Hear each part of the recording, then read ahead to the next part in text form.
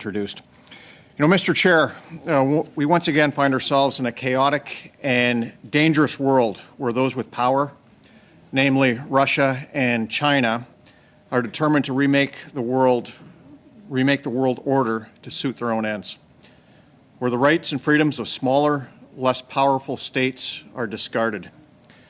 We're also witnessing violations of the sanctity of territorial sovereignty and of responsible dialogue about the use of nuclear weapons. Russia and China do not differentiate between peace and war.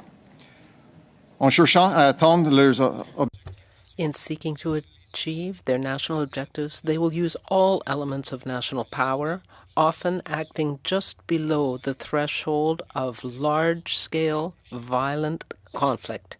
But, as we have seen in Ukraine, they are all too willing to cross that threshold. Russia and China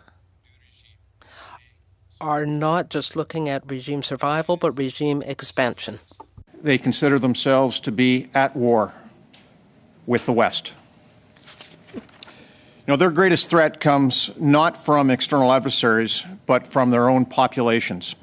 So they strive to destroy the social cohesion of liberal democracies and the credibility of our own institutions to ensure our model of government is seen as a failure. Now, we're seeing an example of this information war in real time, where the Ukrainians are winning the battle between truth and lies in the West, but the Russian narrative dominates in many other parts of the world. Now, will we have an international order based on rules or one based on might? This confrontation, this contest of which order will prevail will define certainly the rest of our time in uniform and indeed the rest of our lives. Many of our allies and partners are clear-eyed about the threat to our future. We must be too. The stakes are high. We must not allow authoritarian powers to change the world order to suit their purposes. We must work with our partners and allies in a united front, and in doing so, deter miscalculation, adventurism, and great power war. Now, regarding our own national security, the distance and geographic isolation Canada has enjoyed for so long is no longer a viable defensive strategy. Canada and the United States agreed in 2021 to invest in a long-needed modernization of NORAD. But Russia has also made significant investments, including in long-range aviation and the capability of their cruise missiles that its planes carry. Russia also has the capability to threaten Canada via other domains, by sea, but also in the cyber and space domains, where it is capable of threatening our networks, critical infrastructure, communications, and economy. Enfin, il y a la menace. Finally, there is the nuclear threat, repeated in a not-so-thinly veiled manner numerous times recently.